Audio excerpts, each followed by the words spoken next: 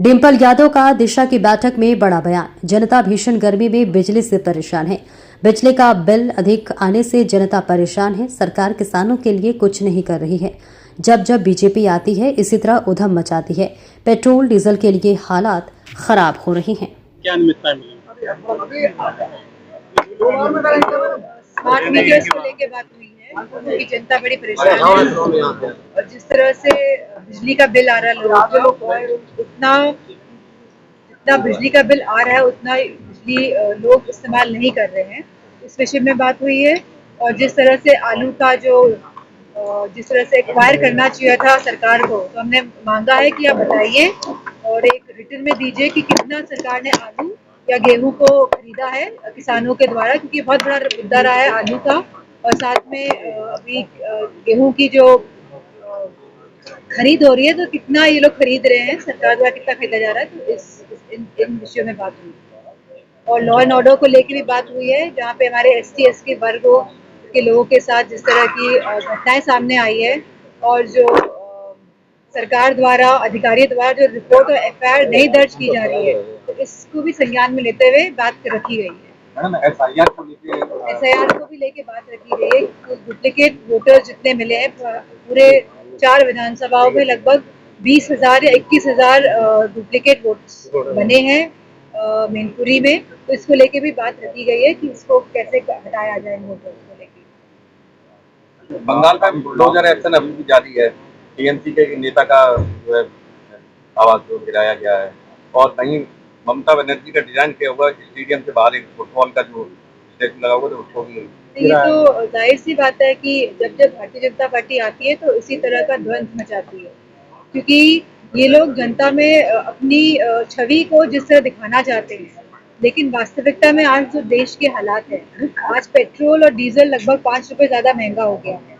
और जहाँ गैस के लिए लाइनें लग रही हैं, लोग गैस नहीं मिल रही है, सिलेंडर नहीं मिल रहा है, उसके लिए जहाँ सिलेंडर मिलता है वहीं पे सो रहे हैं, अपना बोरिया बिस्तर लेके वहीं बैठे हुए हैं ना जाने कितने दिनों से। तो अपना ध्यान भटकाने के लिए सरकार जिस तरह काम करती आई है वो इसी तरह काम करती रहेगी।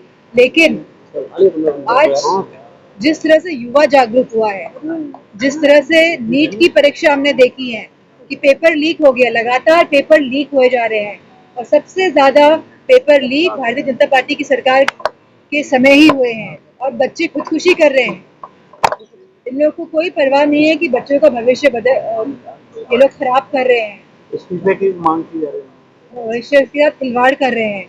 और जहाँ पहले होता था कि कभी भी किसी भी मंत्रालय में उंगली उठती थी तो वहाँ के जो मिनिस्टर्स होते थे वो इस्तीफा दे दिया करते थे, लेकिन आज प्रकरण देखिए, आज परिस्थितियां देखिए कि कोई बात ही मानने को तैयार नहीं है कि किस तरह ये लोग बच्चों के भविष्य के साथ खेल रहे हैं, किस तरह ये लोग लगातार महंगाई बढ़ा रहे हैं पूरे देश में, किस तरह हमारा किसान गरीब का गरीब है और किस तरह महिलाएं आज पूरे उत्तर प्रदेश में और पूरे देश में संघर्ष है। जिस तरीके से उत्तर प्रदेश के मुख्यमंत्री हैं योगी आदित्यनाथ, उनके लिए सभी धर्म बराबर है। और वहीं उन्होंने एक बयान दिया, उन्होंने कहा कि नमाज़ें सड़कों पर नहीं होंगी, उसके लिए दूसरा तरीका भी अगर नहीं समझेंगे, क्या लगता है कि इस तरीके की तो ये तो हमेशा से भाषा शैली रही है और ये भाषा शैली का प्रयोग इसलिए होता है वोटों के लिए, क्योंकि अब चुनाव नजदीक आ रहे हैं तो इससे भी तीखी बातें हम सुनने को मिलेंगे, क्योंकि मैं समझती हूँ कि इस तरह की बातें करके नेगेटिविटी फैला के ये लोग वोट लेने का कार्य करते हैं। लेकिन आज जो उत्तर प्रदेश में हालात है, जहाँ बिजली की आज क्या हालत है, घंटों बिजली, गांव-गांव में बिजली नहीं आ रही है, शहरों में बिजली नहीं आ रही है, लोग बच्चे पढ़ाई नहीं कर पा रहे हैं, जहाँ सिलेंडर के हालात आप देख लीजिए, जहाँ महंगाई देख लीजिए, कोई भी सुविधा जो सरकार को पहुंचानी चाहिए थी उस सरकार पहुंचाने में असमर्थ है। तो मुझे लगता है कि कहीं ना कहीं इन सभी बातों को, क्योंकि ये सब मुद्दे हैं, ये बहुत ही महत्वपूर्ण मुद्दे हैं, इन सबको दबाने के लिए इस तरह की भाषा शैली का प्रयोग किया जा रहा है। CGI का एक बयान जो आया था, युवाओं के विरुद्ध और युवाओं को कॉकरोच बताया, उसके बाद युवाओं ने आक्रोश लिखा और एक कॉकरोच जनता पार्टी बनाई। और तो हमने देखा है कि कैसे ये सरकार असहज होकर उन्होंने ट्विटर अकाउंट ही उनका बैन कर दिया।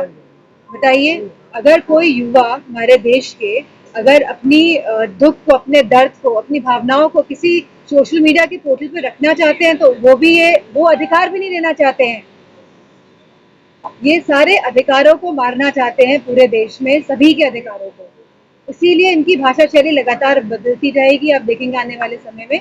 लेकिन उत्तर प्रदेश में क्योंकि 2024 का जो रिजल्ट्स आए हैं, जो चुनाव के नतीजे आए थे, जिस तरह लोगों ने बढ़ चढ़ कर वोट किया था और यहाँ उत्तर प्रदेश से भारतीय जनता पार्टी को कमजोर करने का काम किया था, आने वाले में आप समय में देखेंगे भारतीय जनता पार्टी को रास्ता बाहर दिखाने का भी काम उत्तर प्रदेश के लिए। जी, कॉकरोच समाज पार्टी के लिए क्या प्रतिक्रिया देना चाहेंगी? राष्ट्रीय अध्यक्ष जी ने प्रतिक्रिया दी है उसमें। नहीं, ये सोशल मीडिया अकाउंट है, इंस्टाग्राम में है, ट्विटर में क्योंकि इनका अकाउंट बंद कर दिया गया है, तो अब ये दूसरा अकाउंट खोला गया है कि कॉकरोच इज बैक। तो मैं समझती हूँ इस तरह की बातें आनी चाहिए, क्योंकि इस तरह से जागरूकता और बढ़ती है, क्योंकि युवा लोग जो पढ़े लिखे वो जानते हैं कि आज देश के क्या हालात है, और जिस तरह जागरूकता बढ़नी चाहिए, जिस तरह से लोगों को प्रखर होकर अपनी बात रखनी चाहिए, उस तरह से वो नहीं रख पा रहे हैं। और मैं बधाई देना चाहूंगी सभी युवाओं को जो प्रखरता के साथ बात को रखते हैं। मैडम, एक आखिरी सवाल। अखिलेश यादव ने कहा है कि हमारी 403 विधानसभा सीटों में पूरी तैयारी है। राष्ट्रीय अध्यक्ष इस बयान के बाद कांग्रेस का बयान आया कि वो भी 403 सीटों में पूरी तैयारी कर। ऐसे में लगता नहीं विधानसभा में गठबंधन को बहुत बड़ी हानि हो सकती है? गठबंधन में किस तरह से मिसमैच हो सकता है, क्या कहेंगे 2027? ये तो शीर्ष नेतृत्व तय करेगा कि गठबंधन होता है, क्योंकि जहाँ तक मेरा मानना है, जो मैंने सुना है मीडिया में कि आसिफ जरदारी जी ने कहा है, जो अमर उजाला का शायद हुआ था, संवाद हुआ था, यहाँ पे लखनऊ में जो हुआ था, तो उन्होंने बोला है कि गठबंधन है। तो मैं समझते हैं आपको उसी को लेकर चलना चाहिए। मैडम, आगरा में टोरंटो कंपनी को 431 करोड़ की राहत वाले प्रस्ताव का विरोध किया है समाजवादी पार्टी ने। आम जनता को जो राहत देनी चाहिए वो कंपनी को। देखिए, लोग तो पेट्रोल के लिए भटक रहे हैं, महंगाई से जूझ रहे हैं। अब यहाँ पे आप करोड़ों करोड़ों रुपए उद्योगपतियों को आप छूट दे रहे हैं, तो किसके लिए छूट दे रहे हैं? किसको फायदा पहुंचाया जा रहा है? किसको उद्योगपति फायदा पहुंचा रहे हैं? सवाल इस बात का है। आज हमारा जो देश है और जो भारतीय जनता पार्टी की जो सरकार है, ये आखिरकार क्यों अमेरिका के चरणों में गिर पड़ी है अचानक से? आज पूरे देश के युवाओं के साथ जो धोखा किया जा रहा है, मैं समझती हूँ आने वाले समय में भारतीय जनता पार्टी इसका खामियाजा भुगतेगी उत्तर प्रदेश।